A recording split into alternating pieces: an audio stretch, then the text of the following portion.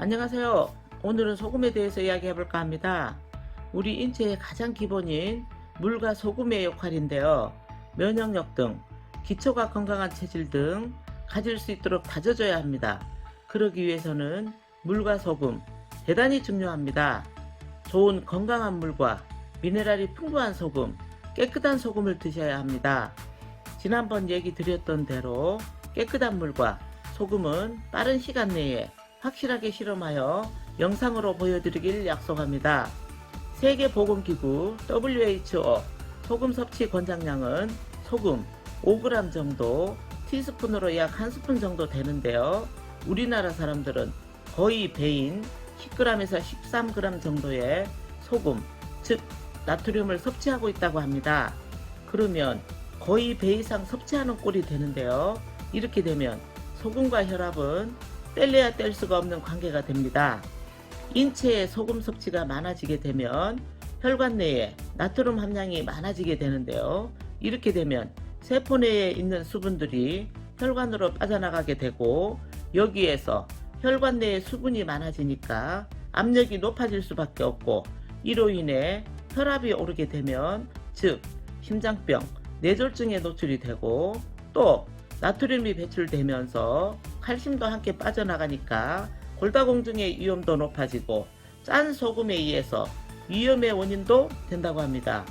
참고로 소금 섭취량이 세계보건기구에 권장하는 5g 이상인 배가 넘는 수치인 12g 정도가 되면 심장병 사망률이 50% 이상 되고 뇌졸중 사망률도 80% 이상 된다고 하니까 소금 섭취의 습관화 정말 중요합니다. 그런데 또 문제가 되는 것은 요즘 1인 가구가 많이 증가하고 있고 앞으로도 많이 증가하게 될 건데요. 1인 가구의 식생활이 거의 인스턴트 식품으로 대체하고 있는데요. 지난번 어느 매스컴에 보니까 인스턴트 식품 거의 대부분이 한 끼 식사가 하루 권장량을 넘는 수준이 된다고 하니까 매우 염려스럽기까지 합니다. 또는 우리나라 사람들은 뜨거운 국물에 밥을 말아 먹어야 제대로 식사한 것 같은 느낌이 든다 해서 많이 이렇게 식사를 하시는데요. 밥을 말아 먹는 습관은 바꾸셔야 된다고 봅니다. 아무리 싱거운 국물이라도 많이 드시게 되면 나트륨 함량은 올라가기 마련이니까요. 또 국국물 등은 싱겁게 드시게 되면 맛이 없는 것은 사실이라 가능한 한 야채나 후추나 파 등 양념으로 맛을 내는 방법으로 연구해서 드셔야 될 것입니다.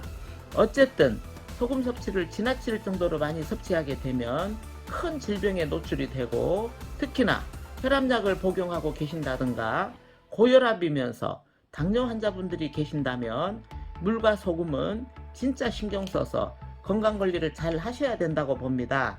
다시 한번 말씀드리지만 소금 섭취의 하루 권장량은 6g 이하, 나트륨 함량은 2g 이하입니다. 약 티스푼으로 1스푼 정도 되는데요. 소금과 나트륨의 섭취량이 다른 이유는 소금은 순수한 나트륨이 아니기 때문입니다. 소금 속의 나트륨이 강건인데요. 체액의 pH 수치를 조절하고 신진대사와 세포 삼투압에 영향을 미친다고 합니다. 만약 너무 짜게 먹을 경우에는 혈관 내 삼투압이 상승하면서 혈액량이 증가하고 혈관이 팽창하면서 혈관의 압력이 높아지게 되는 것입니다. 어쨌든 과도한 나트륨의 섭취는 결국 우리 몸의 중요 기관인 심장 및 혈관계통에 큰 문제가 생긴다는 것입니다. 특히나 혈압약을 복용하고 계신다든가 고혈압이면서 당뇨가 계신 분들은 깨끗한 물과 소금 섭취는 기본이 되는 것입니다. 소금은 다량으로 섭취해도 문제가 되지만 저염식을 해서 너무 적어도 우리 인체는 문제를 일으킵니다. 그만큼 우리 인체에 중요한 역할을 하기 때문입니다. 다음에는 저염식에 대해서 동영상을 올려드릴 것입니다. 오늘은 여기까지 하겠습니다. 도움이 되셨다면 좋아요, 구독 부탁드리고 다음에 또 좋은 영상 올리겠습니다. 감사합니다.